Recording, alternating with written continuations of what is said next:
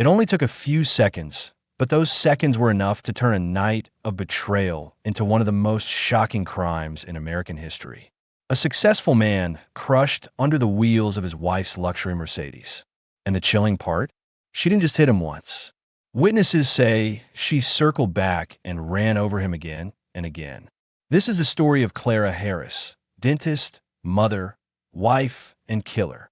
Before we begin, don't forget to like this video, share with friends, and subscribe to Dark Side Secrets so you never miss the next disturbing true crime story we uncover. Clara Suarez was born in Bogotá, Colombia, in 1958. From an early age, she was ambitious, hardworking, and determined to build a better life.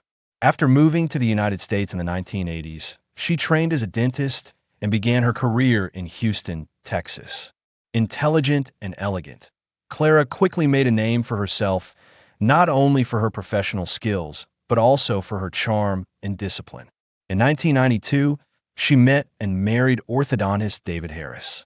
Their wedding took place at the Hilton Hotel in Nassau Bay, a venue that would later become the scene of a brutal tragedy. To the outside world, they were the perfect couple, two successful doctors running a joint practice, raising a family, and living in an upscale neighborhood. David had a daughter, Lindsay, from a previous marriage, whom Clara embraced. In 1998, Clara gave birth to twin boys, Brian and Bradley. By all appearances, they were living the American dream. But cracks began to show. David, while respected and charismatic, had a reputation for being flirtatious. By 2002, Clara started noticing changes, late nights, unexplained absences, and emotional distance. Her instincts told her something was wrong. Those instincts proved correct. David had been having an affair with his receptionist, Gail Bridges, a woman who worked directly under him in the office. Betrayal is often invisible until it explodes.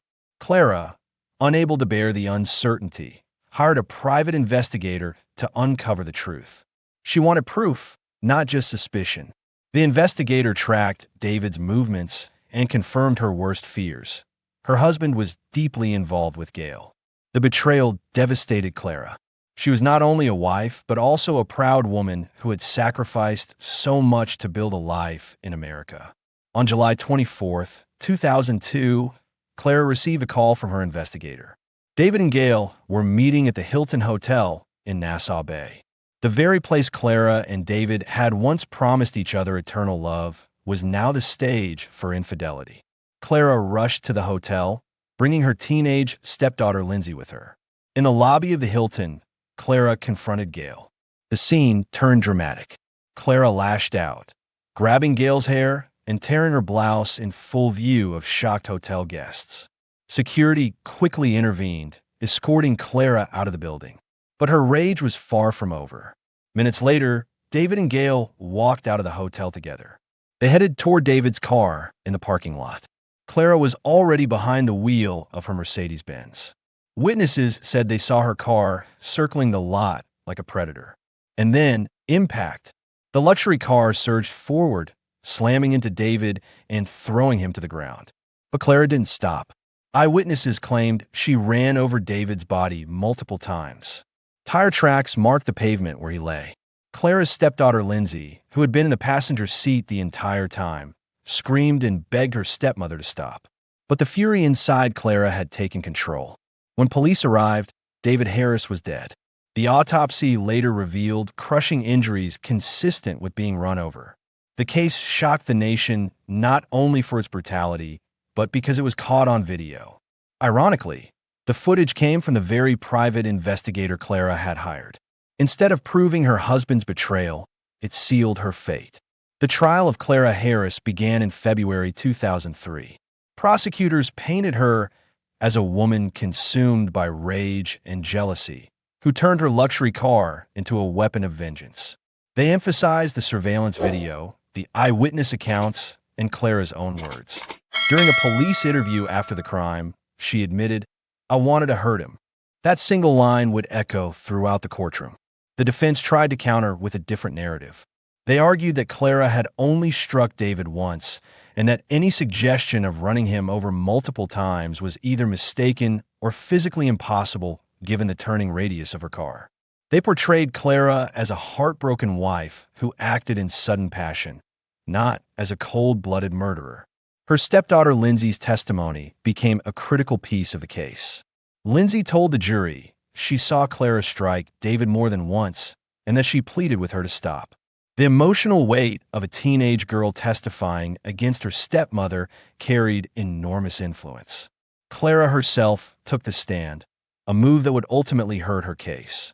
She tried to explain her emotions, claiming she never meant to kill David. But her earlier statement, "I wanted to hurt him," overshadowed her later words, "I didn't want to kill him." The jury wasn't convinced. In a bizarre moment during the trial, Clara's lead attorney collapsed in the courtroom from stress, delaying proceedings and adding even more drama to an already sensational case.